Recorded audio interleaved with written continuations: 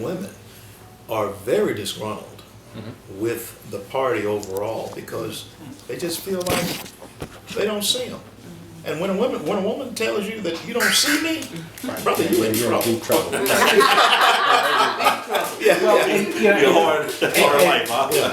I will say this, not as a retort to it or an argument or anything, but I would say this. You hear a lot of this as well, you know, the RNC has to be racist to do this badly. And I'm going to say that that's not true. What I'm going to say is these guys don't know how to get the white male vote, much less any of these other things. Well, that may be true. Okay? That's absolutely they don't know true. how to get anybody's vote. Yeah. That's how bad they are.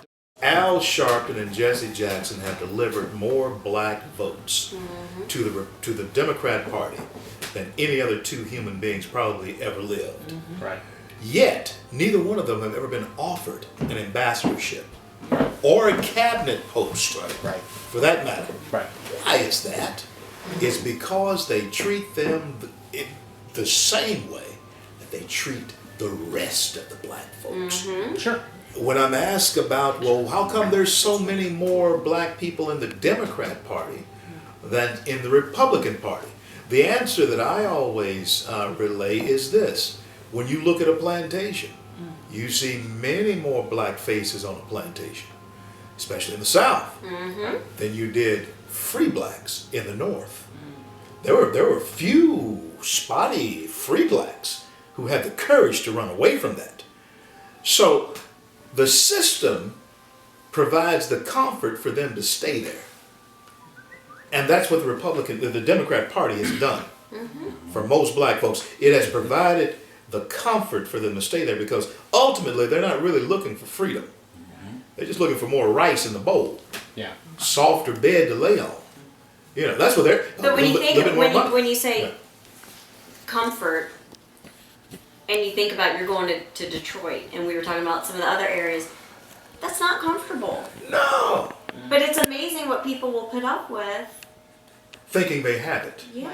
Well, the thing is, and also they don't have a mindset they don't have an ownership mindset. You have a whole generation that was raised in liberal households, liberal institutions like the public school systems that don't even understand the concept of ownership. Right. I mean, I can talk to a grade school level class and ask them what they want to be when they grow up. They'll tell you, I want to be a pastor. I want to be a basketball player. Then I ask them the same question. What kind of business you want to own when you grow up? Actually, it's the same question. Right. Just a different variation to it. And they'll get stuck. And I say, wait a minute. You want to be a pastor. Now you want to own your own church. She'll look at me like, huh? Pastor owns a church? What are you talking about? I don't want to own the church. I just want to be a pastor. Right. I don't want to own the basketball team. I want to be a basketball player. I don't want to be a doctor. I want to be a doctor. I don't want to own the hospital. Right. You know, or so your own practice. just that variation shows the gap to say, wait a minute, we have to do something different here. So now I ask the kids, they hear this all the time from leaders. What do you want to be when you grow up? What do you want to be what kind of business you want to own when you grow up? You know what, Harold? You've described the variation How are you? between wealth and power. Right. Being someone Can I get us who something to drink? understands and finally reaches Water, wealth, beer, Right. and someone who is codependent Right. on a paycheck. That's it. That's the difference, right? That is the difference. Ownership. And they got people that just they can't fathom the fact that they can own Yeah. a refinery. You can own that. You know? That's what I was saying earlier. What's up, Trey? How are you? Let's own the C.L. system. Bryan, my pleasure seeing you. Harold? Okay, all right. Hi, how are you? Good, Charles. Scott, how you C.L. doing Bryan, tonight? my pleasure. Good to see you. Hey, Charles. You good? I'm good. And if in fact they are not understanding that at that age, and then they get to high school, about to graduate from college, and they still haven't understood it. Right. The opportunity is lost. Right.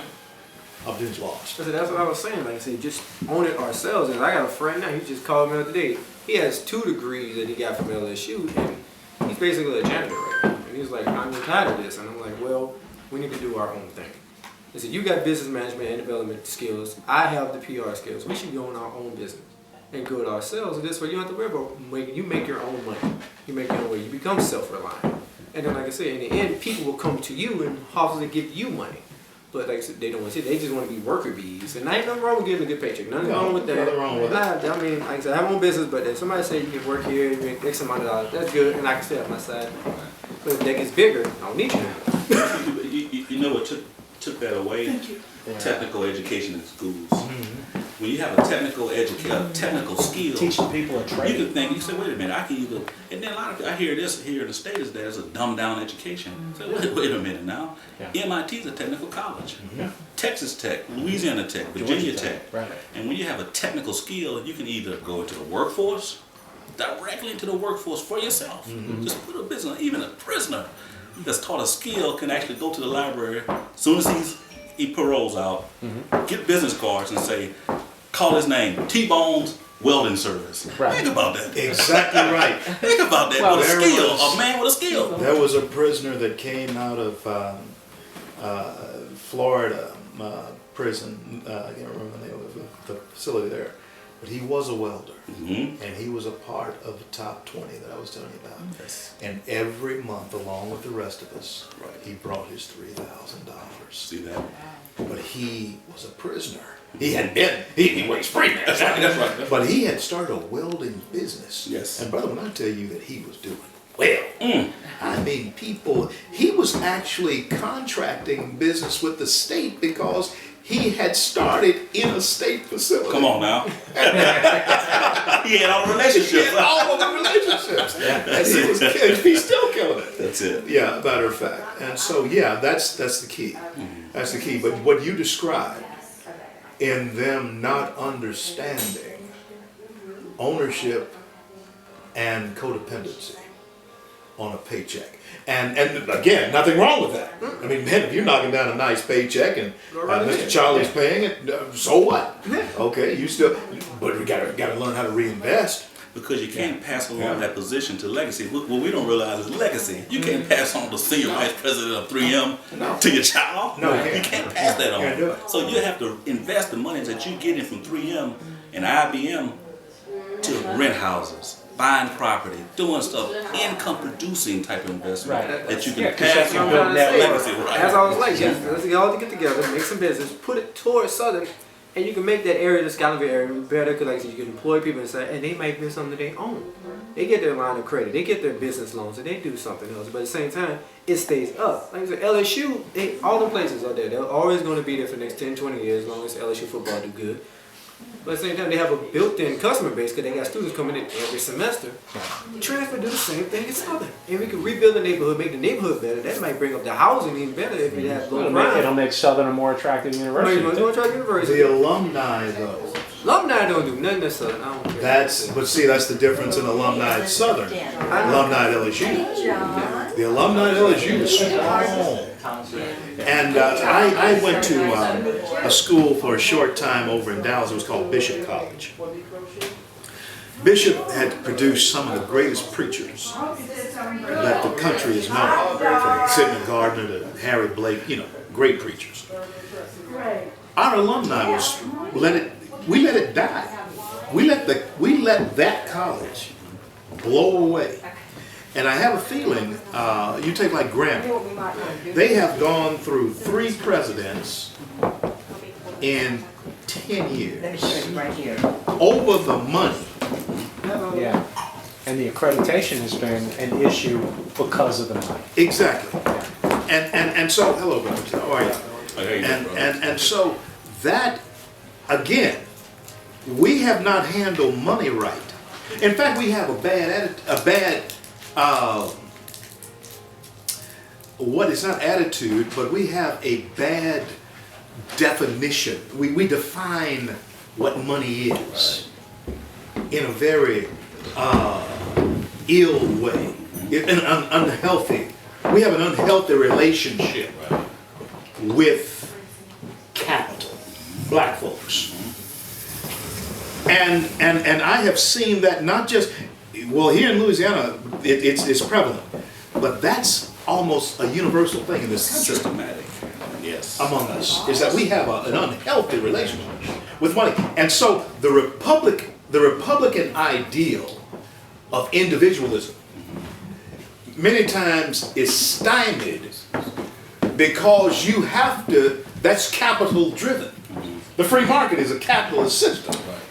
And so if you have an unhealthy relationship, almost generic, almost in your DNA with the money, you almost are automatically repelled from a Republican point of view.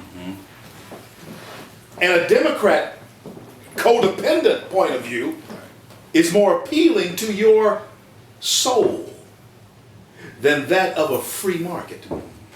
And so friends, we have a monumental job ahead of us, and that's to change our relationship with the idea of capitalism. But here's the thing, it's not hopeless. No, it's not Because hopeless, no. you still have, within the culture, a tremendous appreciation for the finer things. You know, the guy who, some of them are bad people, but the guy who's got the really nice car, drives around the neighborhood, everybody looks at him, right? The guy who makes it big in whatever. Those are people that, they do get looked up to. And they are an icon within the black community, the culture, whatever you call it. And the trappings of wealth that they bring to the table, everybody still looks at that. The question, where I see it, is you have a disconnect between the means of producing those trappings. How do you get there? And I think the culture glorifies a guy who might be a singer or a rapper or a basketball player or whatever it might be. Or a crack dealer. Well, or a crack dealer. Let's look at that. Let's look at this. But see that crack dealer, that guy is practicing Entrepreneurship. absolute unbridled capitalism. He's an entrepreneur. We don't like him. We don't think he's good. But He's a that small guy business is. owner. There you go. That guy has a very similar mentality to the robber barons of old. It absolutely does. Okay. And he takes risk. Of course he He's does. self-motivated. He employs He's people. everything I would be looking for as a corporate executive. Right. Except for Except he's a crack dealer. for the milieu that he lives in. Because he has all of the qualities that makes him successful on the street. And Yeah. he's a leader. He is a leader. Yeah. And he's a risk taker. Right. And that's the key to success in this country. It's being able to take risk. Yeah. But he's been conveniently turned into an outlaw and against the system. Exactly. He can't be redeemed in the eyes of most people, and in his own eyes, maybe not. Exactly. Because Exactly. he's not being allowed to lead in the classroom because he's different from other students. He has a drive to make That's money. I want to piggyback on what you were saying. There's some good stuff, and also what Scott was hitting on it too, as well. I believe that integration, and I want to touch on that, it's a contributing factor, a strong contributing factor to the reason why black people don't give back. We've always had the talented 10th, but they always forgot about the needy 90. Now the thing is that when we had integration, we needed it during when Martin Luther King did a courageous thing, and he did the right thing. However, integration didn't teach the people that were able to leave to give back. The reason why we had integration was because we were being taxated without being represented. You had white leaders leading black communities. Interesting. The resources were always on the white side. So he pushed for integration to access those resources. Now we have black leaders representing the black community, and we're still in the same boat. And that's the thing is that we have to make sure that we teach how to teach the Southern University alumni when they graduate to get this great education in engineering, get this great education in nursing, get this great education in attorney, being an attorney, to say, you know what, give back. Exactly. The content of character tour, which we launch Well, actually, this is a part of the launching here, and brothers, you're going to be and sisters, you're going to be a part of this idea, and I'm glad that you started that, Harold, because now I can share with you what this is about. King's whole idea, agenda was hijacked by Jesse and Al and Andrew Young. It was just hijacked. But the content, when King said he had a dream that one day his 4 little children would be judged by the content of their character and by the color of their skin, this is what he meant. That one day their contribution, as you were saying, to their community, to their college, would be the factor by which they were judged. Not that they would be given anything because, as Frederick Douglass said, they were Negroes, but because they had the character to bring something to the table. And you're judged by what you plop down on the table as compared to whatever he has to put down on the table. We have always been able to compete. I'm 57 years old. I remember I grew up in Shreveport. I remember the black and white water fountain. I remember Negro Day at the fair. And that was the only day of the whole 2-week run, the Louisiana State Fair in Shreveport, where Negroes, as we would call them then, could go to the fair. And I'm going to tell you white folks something. I thought that y'all control the weather because it always seemed to rain on Negro Day. I didn't understand that as a child. I wish I could control the weather. And so if we were to understand that there are some things that we're the greatest success story that the country can actually point to. We survived slavery, and we're here. We are sitting here with some sons and daughters of former slave owners, sons and daughters of former slaves. We are the culmination of what he did envision. However, what Jesse and Al want us to continue to believe is that the victim mentality of slavery should be perpetual on into the future. Passing that down to Detroit. You were saying, Scott was talking about Detroit in 61, before 61, the richest city in the world. Per capita. Per capita. The richest black community in the world before 1961. After 1961, Democrats took over. And they have not relinquished the power over Detroit to this day. And now Detroit Literally in ruins. is literally in ruins. You brought up the fact that you show Hiroshima, 1945. You show Detroit, 2013. They look similar. Look similar, huh? Similar. Except when they dropped the bomb on Hiroshima back in 1945, today, Hiroshima is a garden spot. Yeah. Recovered. It has recovered.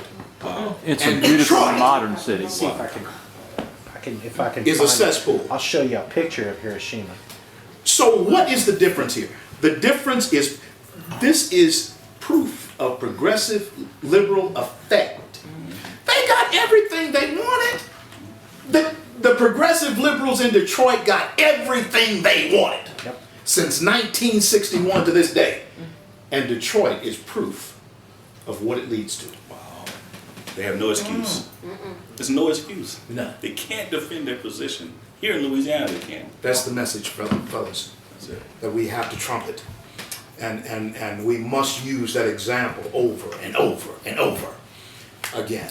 And because it has failed.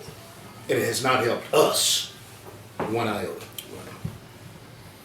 Now, Good When you stuff. mentioned Good stuff. the content of the character thoughts, that's a lot of my concern as we push to the big picture of we're all God's children, we all are equal in that sense. One of my concerns has been that we always continue to look at the differences on the surface when we try to address the problems. And to me, there are certain things that are just human nature, regardless of whether you're white or black. It's just a human nature element we have to deal with, and everyone being a better person, everyone being more ethical. So when you talk about giving back, you know, I 100% agree with you in terms of the forced integration that took a lot of the top black students out and then, you know, gave them better access and opportunity, and then they bring it back. But at the same time, are there white communities where whatever race hadn't given back to them? Oh man, yeah. So to me, Yeah. on the one hand, I think we need to talk about specifics in the black community that we need to deal with.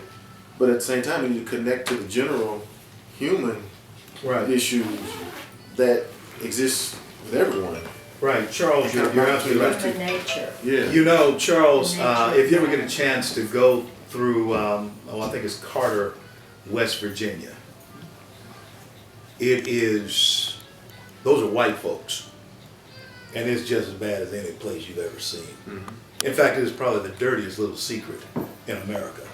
It is people that actually live in the side of hills, no running water, no sewerage or anything like that.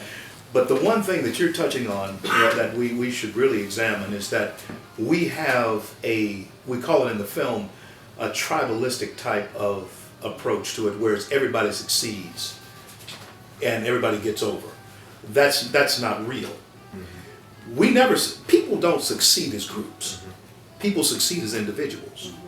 And if that individual decides to help the group, that's how the group eventually comes up. But the individual has to have his dream. He has to have his drive and his goal, and he has to reach it. Because I can't help anybody if I don't have anything. And if you have people, this idea of it takes a village to raise a child, let me tell you something, that's poisonous. Let me tell you why. Because there are people in the village, especially in 2013, that you don't want around your child. That's exactly right. You don't want around you.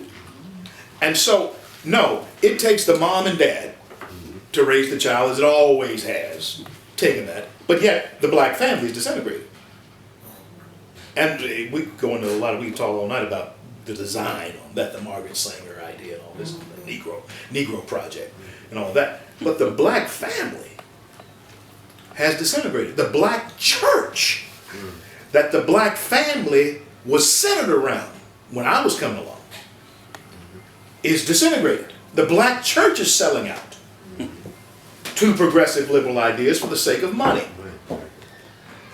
For the first time in our nation, and folks, friends, hear me, please, 50% of American children, black and white, 50% of them have never been in a church. This particular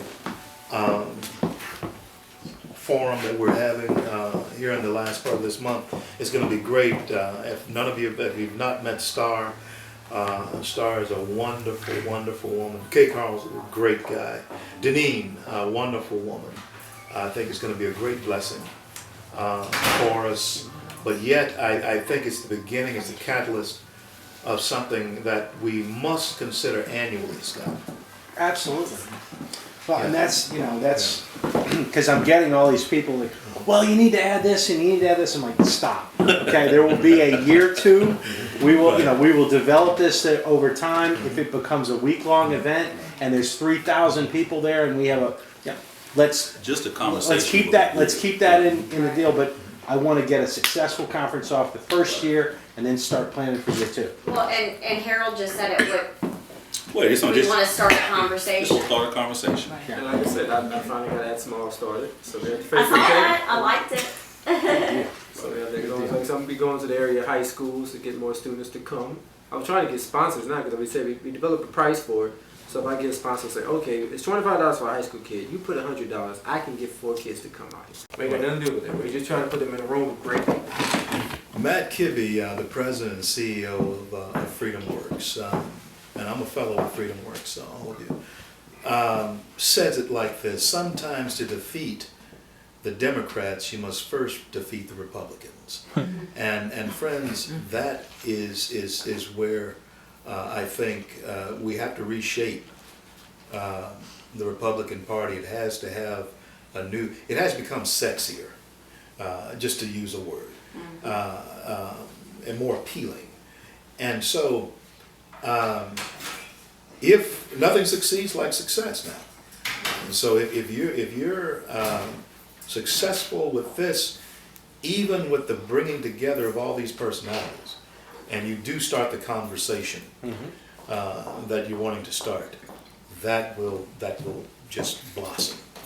It will. It'll blossom. And so I'm very excited about it. I had come down today. I was here to see my 10th grandchild. My son and his wife just gave my wife and I our 10th grandchild, CL3. Okay. And CL3, and they live out in Prairieville.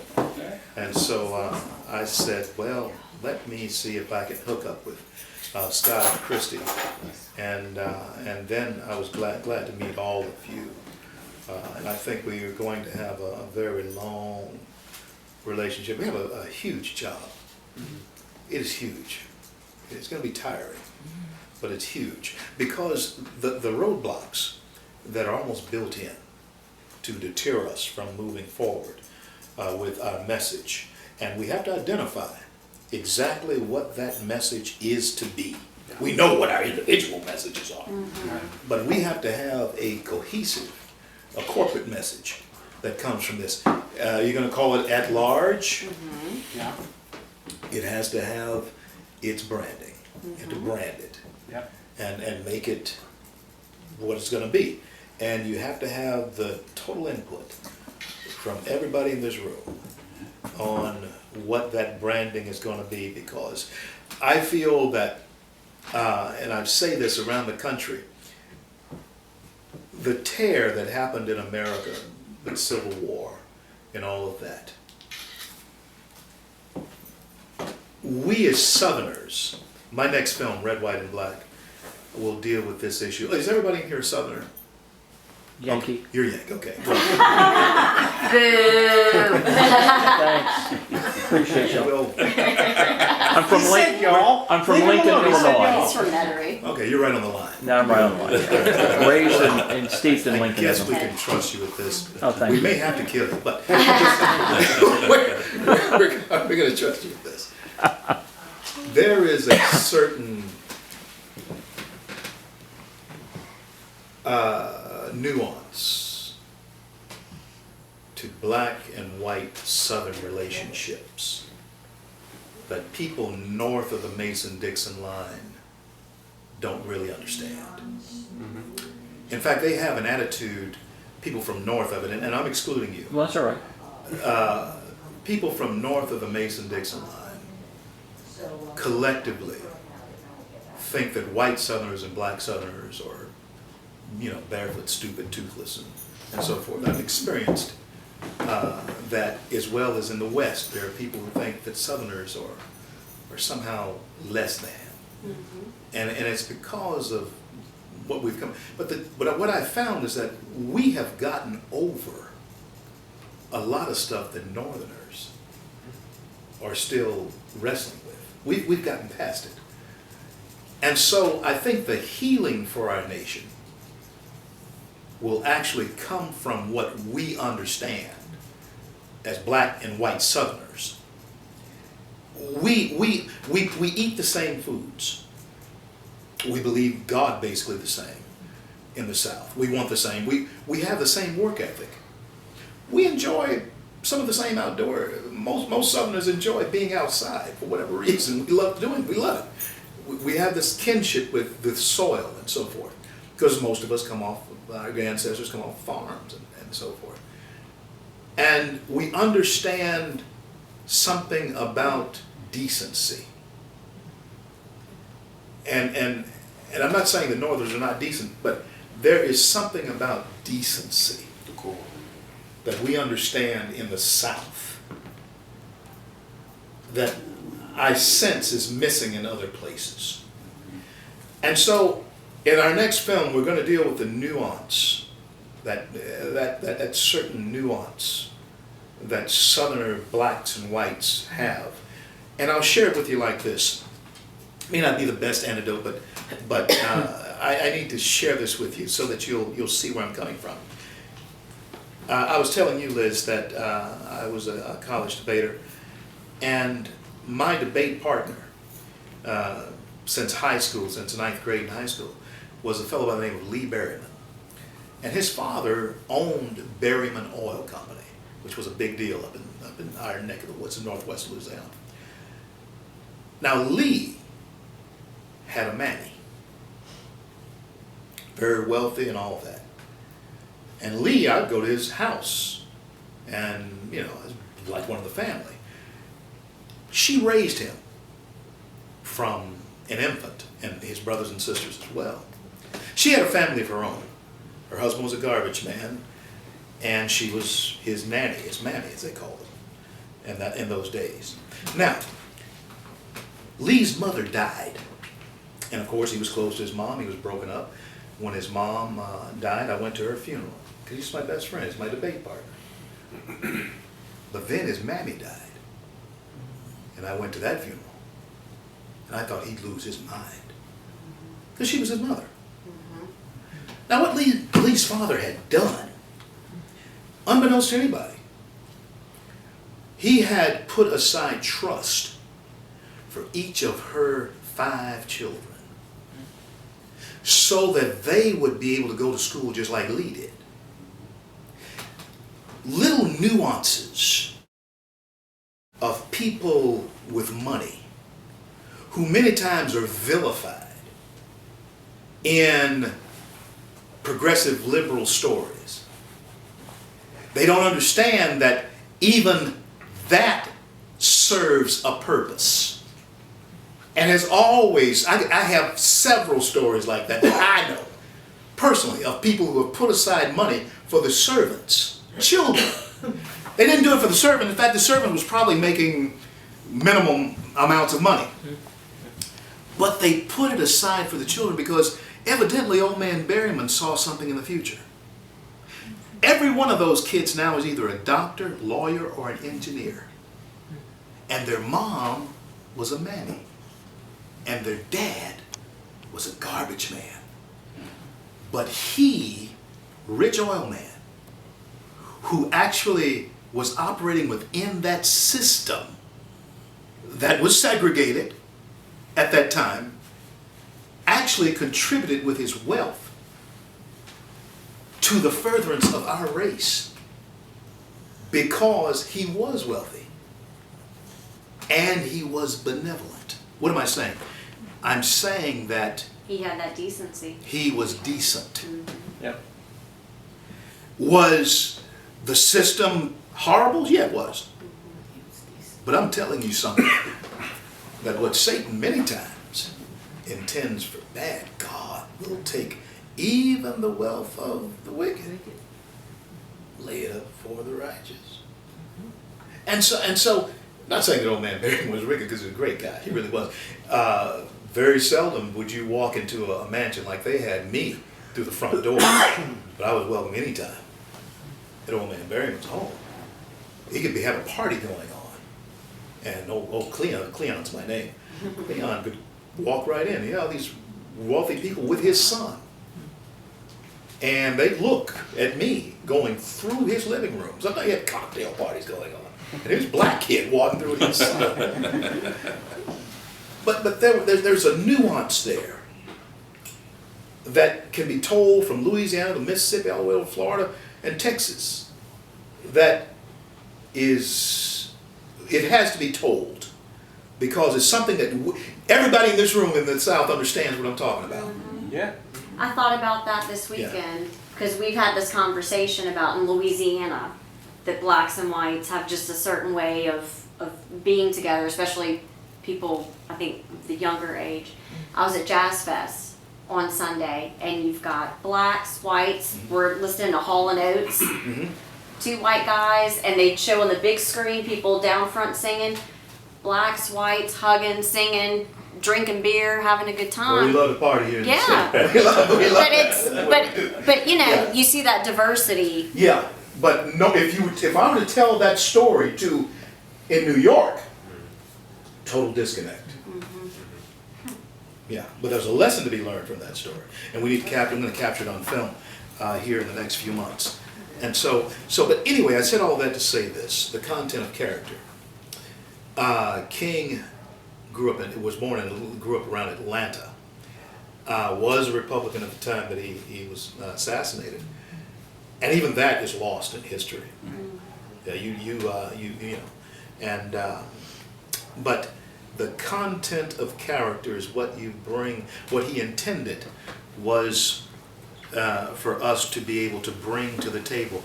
You were talking about the black community before integration. I remember the black community before integration. We had tailor shops, we had dress shops, we had our own stores, we had shoe shops, we had everything. Of course, we had funeral homes and all of that. We had restaurants. In fact, white folks would come to the black restaurants. They'd be in there more than we would. Absolutely. You know, and after integration, and even though integration was a progressive good thing, you know, overall, I guess, but it killed black business. It killed black business and it didn't teach how to give back. Why? Well, the thing Why? is, What happened? it didn't have a mechanism in place to teach how to give back. It said, okay, now you can move to Shenandoah. Instead of actually creating a Shenandoah in North Baton Rouge, we would say, okay, now I'm in Concord, I'm in Shenandoah. But that happened naturally. They're bending over backwards and it is a disaster. I think there's another piece to this, which is that, and it's not so much integration that caused the problem, it's busing.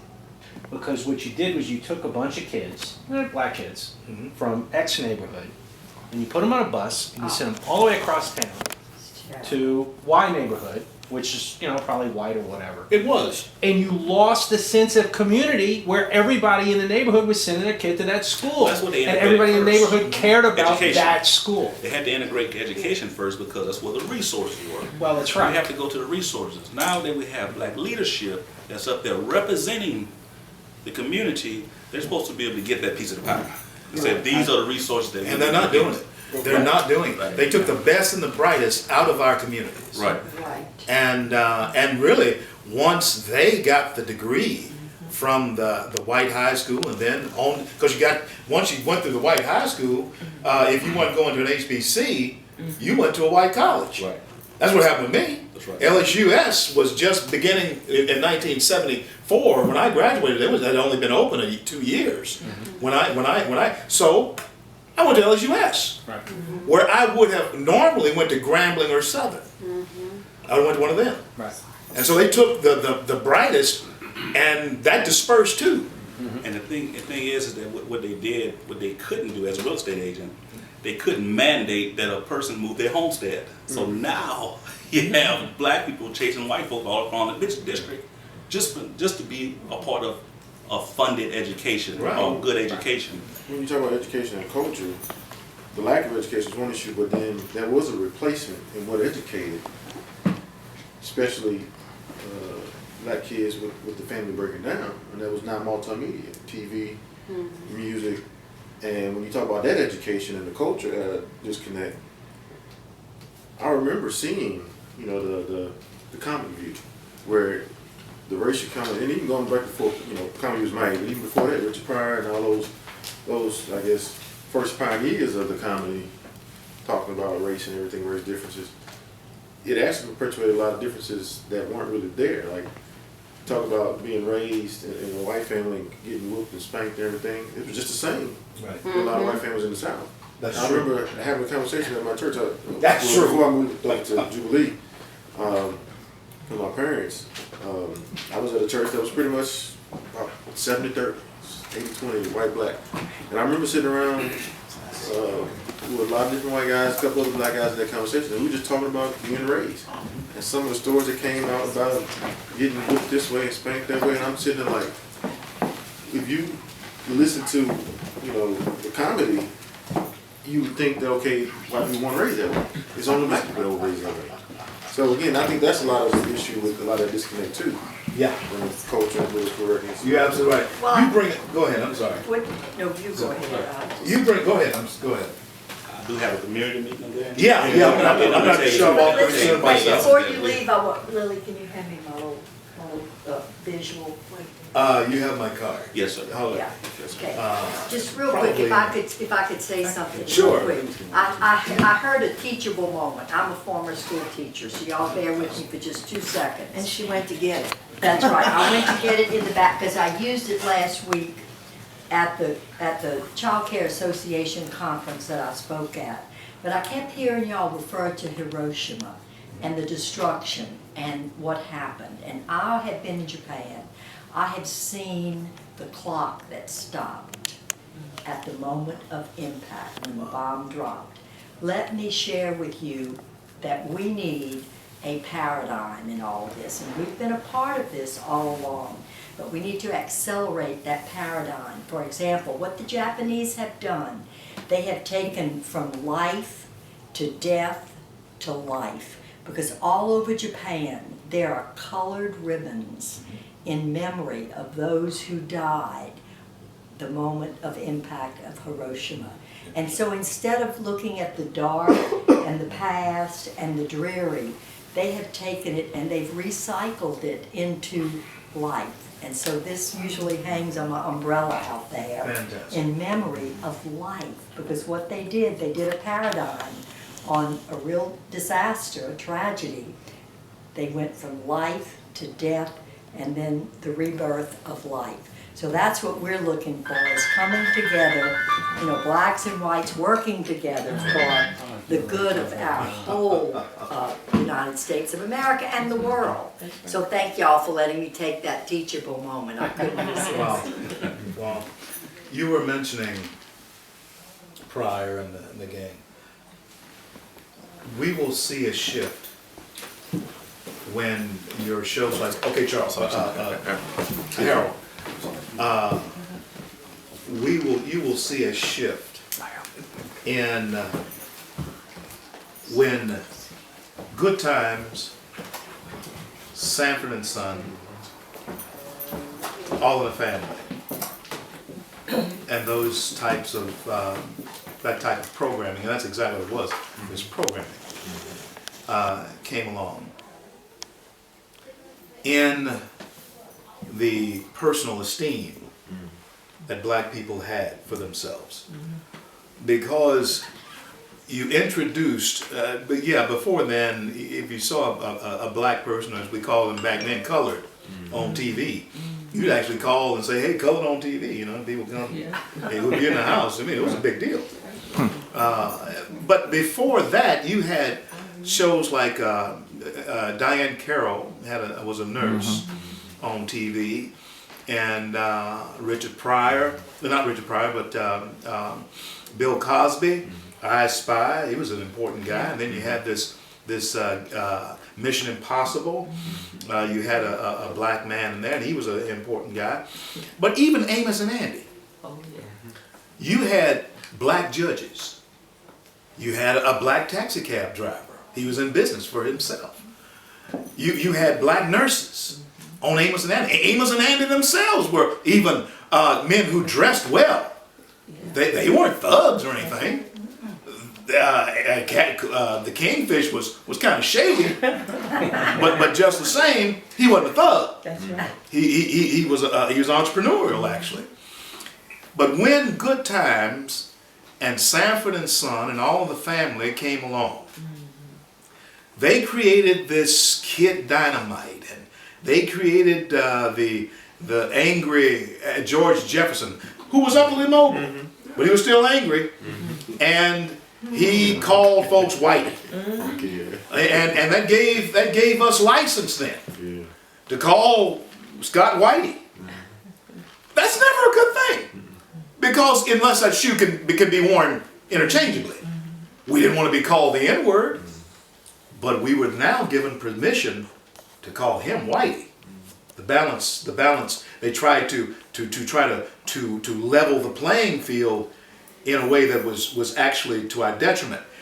But since then, black stereotypes have been the order of the day, and black folks, sometimes unwittingly, have actually tried to live up to being J.J. Evans, have tried to live up even when we got money, being George Jefferson. You know, got money but black and whitey, get out of my way. Racism, either way you cut that cake, whether we're being racist, and some have the fallacy of believing that black folk can't be racist. Let me tell you something, there's nobody more racist than an old black man. An old black man is a racist. My daddy did not like white folks. My granddaddy sure didn't like them. But that was just no. I understand. Do I understand it? Yes, I understand it. Oh yeah, I understand why they did it. But I also understand why the poor white guy didn't like black folks, because they were after the same dime. They were after the same dime. And when you look at how they've been played against each other, the elites had a perfect deal going there, because you had this poor white guy and you got this poor black guy. They in the same boat. If you vote them together, they have a power base. But if you keep them separate, you can control this one. You can control that one. And the thing that separated them is the color of their skin. But their condition financially was exactly the same. And that is the diabolical job of Al and Jesse today, is to make sure that that formula stays in place, because it produces what they want. And folks, I'm so happy to meet all of you. I'm gonna have to shove off here and head back toward North Louisiana. History is being made here in Louisiana. History that will heal the rest of our country, that will in fact engage the minds of conservatives. Hi folks, I'm C.L. Bryant, creator of Runaway Slave movie. I'm going to be in Baton Rouge with a few of my friends on the 30th and 31st at the At Large Conference. At Large, C.L. Bryant, Star Parker, Deneen Borelli, K. Carl Smith. We want to invite each and every one of you. Come out and join us. Become a part of the conversation. God bless and keep you. We'll see you on the 30th and the 31st of May at the At Large Conference.